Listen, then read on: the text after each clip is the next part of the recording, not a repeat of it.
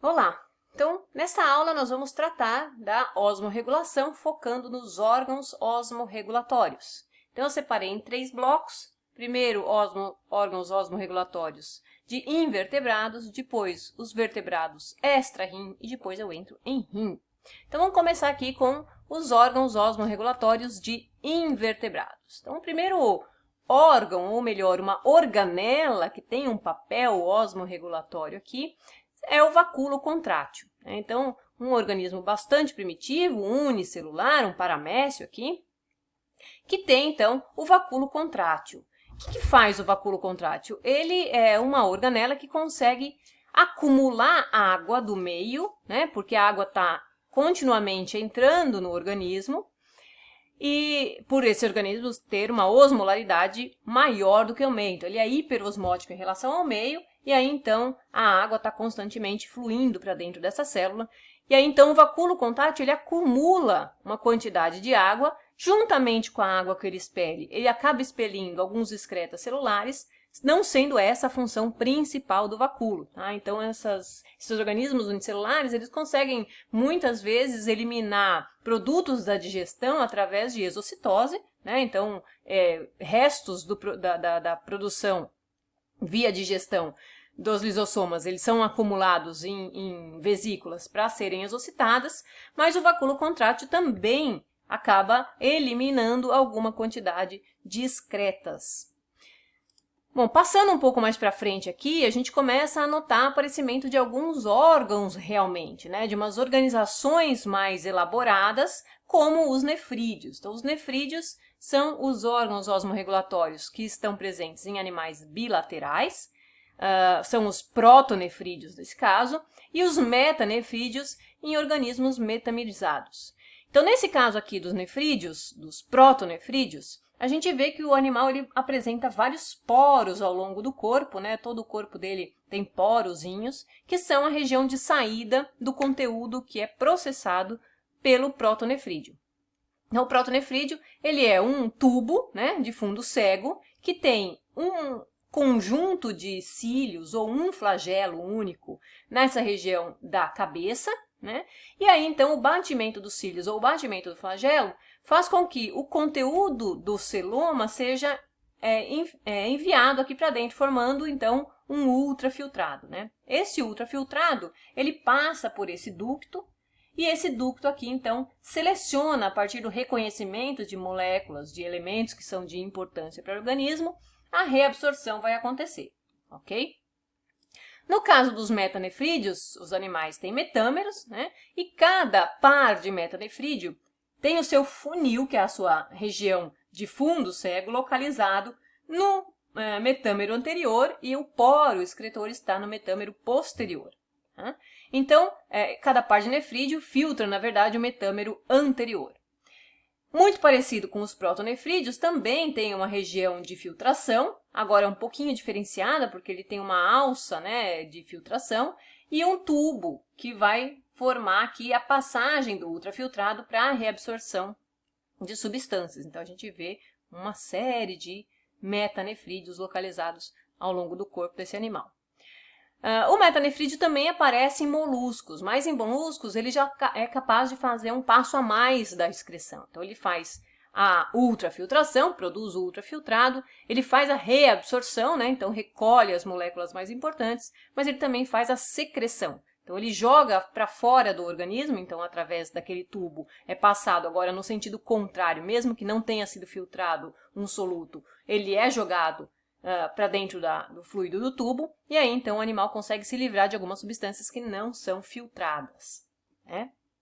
Vamos dar uma olhada aqui como é que ele funciona. Então, vou começar mostrando para vocês aqui os protonefrídeos. Né? Então, aqui a cavidade celomática, o protonefrídeo está localizado aqui, o fundo cego dele. Nesse aqui está representado, então, o batimento flagelar.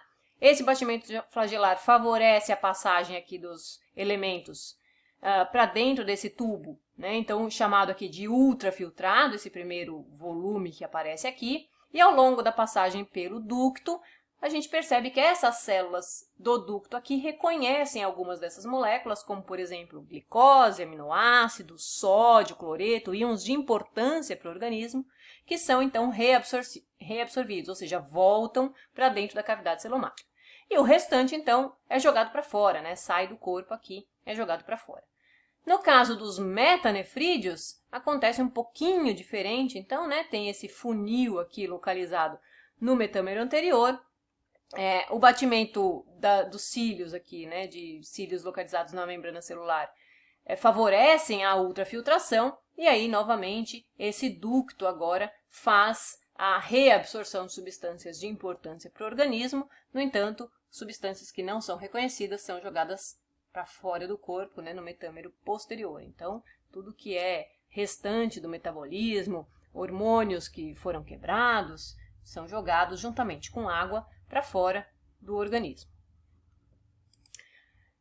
Nos crustáceos a gente vê a glândula antenal, ou também chamada de glândula verde, porque ela tem uma cor esverdeada. Então, essa glândula verde, ela é localizada na cabeça do crustáceo, né? E ela faz os 3 processos, né, de excreção. Então, ela tanto faz a filtração, quanto faz a reabsorção de substâncias, quanto faz a secreção ativa, um gasto energético, para jogar fora elementos que não conseguem ser filtrados. Então, aqui, essa bolsa, né, contida na região da cabeça do crustáceo, a glândula verde ela fica dobrada aqui no formato de V, mas se a gente esticar essa glândula, a gente vê que ela é composta de várias áreas. Então, começa realmente com uma glândula verde, que é uma parte com gasto energético maior aqui. Depois, uma parte chamada de labirinto. Essas partes são responsáveis, então, para formar um ultrafiltrado da hemolinfa. A hemolinfa que está circulando aqui, então, passa por dentro desse sistema e é formado um fluido ultrafiltrado contendo bastante substâncias.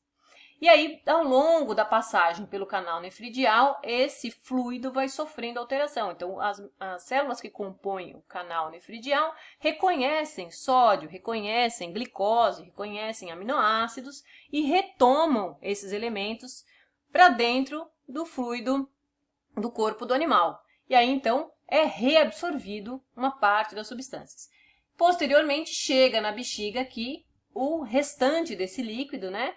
No qual foram inseridos elementos através de secreção, foi removido o elemento através de reabsorção, e aí ele fica na bexiga para poder ser expulso pelo poro excretor, que fica logo abaixo do olho do crustáceo.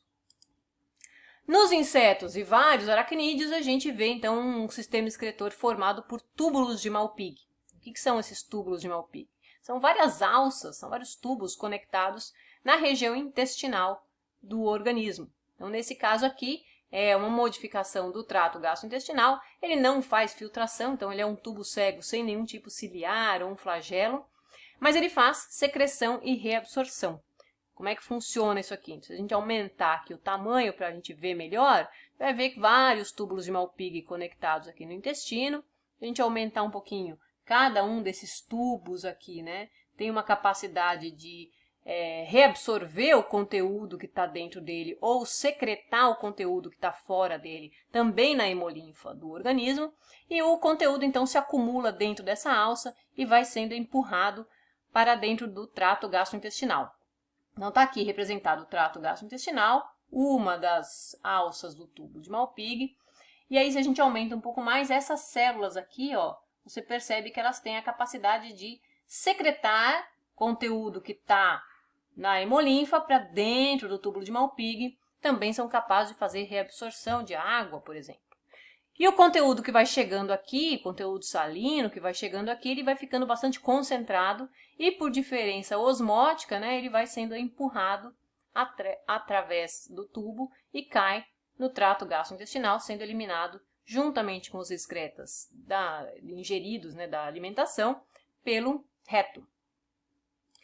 Para finalizar aqui os invertebrados, a gente tem em microcrustáceos, além dos túbulos de Malpighi, glândulas de sal. Essas glândulas de sal aparecem em organismos que realmente habitam uma região que tem hipersalinidade. Tá? Então, essa glândula de sal é um sistema bastante rudimentar. A gente vai ver glândula de sal bem mais elaborado em aves, né, em alguns répteis. Então, é um sistema simples aqui, localizado na região de pescoço das artêmias salinas. As artêmias, elas habitam regiões extremamente concentradas de sal, são grandes poços de sal, e o acúmulo de sal acontece dentro do corpo delas por diferença de osmolaridade. Então, elas são hiposmóticas em relação ao meio, e o sal, então, começa a penetrar nela. Só que somente o túbulo de Malpighi não é capaz de eliminar toda a quantidade de sal. Então, essas células da glândula de sal, elas percebem sódio e cloreto e jogam esse conteúdo para dentro de uma região mais interna da célula, e depois isso aqui é expulso, né, através de um poro excretor. Então, as artêmias mostram aí a glândula de sal bastante rica em fluido salino.